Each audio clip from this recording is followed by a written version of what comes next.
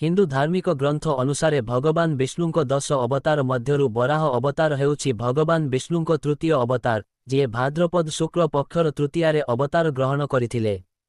ବରାହ ଅବତାର କଥା, ଯେତେବେଳେ ହିରଣ୍ୟକ୍ଷ ଏବଂ ହିରଣ୍ୟକଶିପୁ ଦିତିଙ୍କ ଗର୍ଭରୁ ଯମଜ ସନ୍ତାନ ଭାବରେ ଜନ୍ମ ହୋଇଥିଲେ, ସେତେବେଳେ ପୃଥିବୀ ଥରି ଉଠିଥିଲା।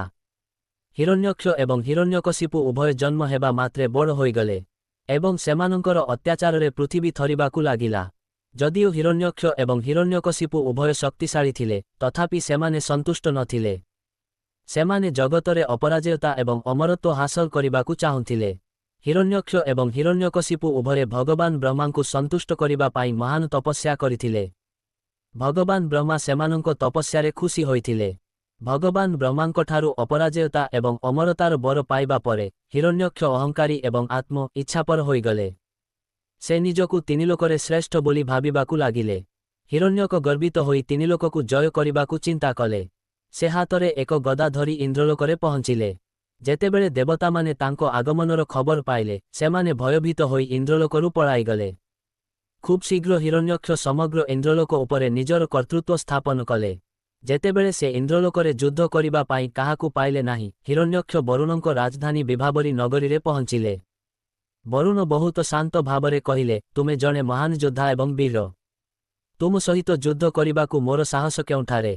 ଭଗବାନ ବିଷ୍ଣୁଙ୍କ ବ୍ୟତୀତ ତିନିଲୋକରେ ଆଉ କେହି ନାହିଁ ଯିଏ ତୁମ ସହିତ ଯୁଦ୍ଧ କରିପାରିବ। ତେଣୁ ତାଙ୍କ ପାଖକୁ ଯାଅ। କେବଳ ସେ ତୁମର ଯୁଦ୍ଧ ତୃଷା ମେଣ୍ଟାଇବେ। ବରୁଣଙ୍କ କଥା ଶୁଣି ହିରଣ୍ୟାକ୍ଷ ଭଗବାନ ବିଷ୍ଣୁଙ୍କ ସନ୍ଧାନରେ ସମୁଦ୍ର ତଳ ପାତାଳକୁ ଗଲେ। ପାତାଳରେ ପହଞ୍ଚି ସେ ଏକ ଆଶ୍ଚର୍ଯ୍ୟଜନକ ଦୃଶ୍ୟ ଦେଖିଲେ। ସେ ଦେଖିଲେ ଯେ ଏକ ବରାହ ପୃଥିବୀକୁ ଦାନ୍ତରେ ବୋହି ନେଇ ଚାଲିଯାଉଛି। ହିରଣ୍ୟାକ୍ଷ ବରାହକୁ ଲକ୍ଷ୍ୟ କରି କହିଲେ, ତୁମେ ନିଶ୍ଚୟ ଭଗବାନ ବିଷ୍ଣୁ। ତୁମେ ପାତାଳରୁ ପୃଥିବୀକୁ କେଉଁଠାକୁ ନେଉଛ? ଏହି ପୃଥିବୀ ରାକ୍ଷସମାନଙ୍କ ଗ୍ରାସ ପାଇଁ ଉଦ୍ଦିଷ୍ଟ। ଏହାକୁ ରଖ। ତୁମେ ଦେବତାମାନଙ୍କ କଲ୍ୟାଣ ପାଇଁ ଅନେକ ଥର ରାକ୍ଷସମାନଙ୍କୁ ପ୍ରତାରିତ କରିଛ। ଆଜି ତୁମେ ମୋତେ ପ୍ରତାରିତ କରିପାରିବ ନାହିଁ। ତଥାପି ଭଗବାନ ବିଷ୍ଣୁ ଶାନ୍ତ ରହିଲେ। ତାଙ୍କ ମନରେ କ୍ରୋଧର ଟିକିଏ ବି ଉତ୍ପନ୍ନ ହେଲା ନାହିଁ। ସେ ତାଙ୍କ ଦାନ୍ତରେ ପୃଥିବୀକୁ ବୋହି ଘୋରା ରୂପରେ ଆଗକୁ ବଢ଼ି ଚାଲିଲେ। ହିରଣ୍ୟାକ୍ଷ ଭଗବାନ ବିଷ୍ଣୁଙ୍କୁ ଘୋରା ରୂପରେ ଅନୁସରଣ କରିବାକୁ ଲାଗିଲେ। ସେ ପାତାଳରୁ ବାହାରି ଆସି ସମୁଦ୍ର ଉପରେ ପୃଥିବୀ ସ୍ଥାପନ କଲେ। ହିରଣ୍ୟାକ୍ଷ ତାଙ୍କ ପଛେ ପଛେ ଆସୁଥିଲେ। ସେ ତାଙ୍କ କଥାରେ ତାଙ୍କ ହୃଦୟକୁ ବିଦ୍ଧ କରୁଥିଲେ। ପୃଥିବୀ ସ୍ଥାପନ କରିବା ପରେ ଭଗବାନ ବିଷ୍ଣୁ ହିରଣ୍ୟାକ୍ଷ ଆଡ଼କୁ ଧ୍ୟାନ ଦେଲେ। ହିରଣ୍ୟାକ୍ଷକୁ ଦେଖି ସେ କହିଲେ, ତୁମେ ବହୁତ ଶକ୍ତିଶାଳୀ। ଶକ୍ତିଶାଳୀ ଲୋକମାନେ କୁହନ୍ତି ନାହିଁ, ସେମାନେ କରି ଦେଖାନ୍ତି।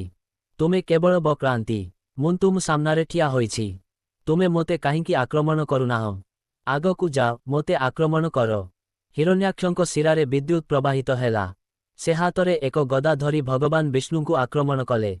ଭଗବାନଙ୍କ ହାତରେ କୌଣସି ଅସ୍ତ୍ର ନଥିଲା। ପର ମୁହୂର୍ତ୍ତରେ ସେ ହିରଣ୍ୟାକ୍ଷଙ୍କ ହାତରୁ ଗଦା ଛଡ଼ାଇ ନେଇ ଫୋପାଡ଼ି ଦେଲେ। ହିରଣ୍ୟାକ୍ଷ କ୍ରୋଧରେ ପାଗଳ ହୋଇଗଲେ। ସେ ହାତରେ ତ୍ରିଶୂଳ ଧରି ଭଗବାନ ବିଷ୍ଣୁଙ୍କ ଆଡ଼କୁ ଝାମ୍ପି ପଡ଼ିଲେ। ଭଗବାନ ବିଷ୍ଣୁ ଶୀଘ୍ର ସୁଦର୍ଶନଙ୍କୁ ଡାକିଲେ। ଚକ୍ର ତାଙ୍କ ହାତରେ ଆସିଗଲା। ସେ ତାଙ୍କ ଚକ୍ରରେ ହିରଣ୍ୟାକ୍ଷକୁ ଖଣ୍ଡ ଖଣ୍ଡ କରି କାଟିଦେଲେ। ଭଗବାନ ବିଷ୍ଣୁଙ୍କ ଦ୍ୱାରା ହତ୍ୟା ହେବାରୁ ହିରଣ୍ୟାକ୍ଷ ବୈକୁଣ୍ଠ ଲୋକ ପାଖକୁ ଗଲେ। ଭଗବାନ ବିଷ୍ଣୁ ତୃତୀୟ ଅବତାର ବରାହ ଥିଲା। ଦୟାକରି ଭିଡିଓକୁ ଲାଇକ୍, ଚ୍ୟାନେଲକୁ ସବସ୍କ୍ରାଇବ କରିଦିଅନ୍ତି। ଜୟ ଜଗନ୍ନାଥ।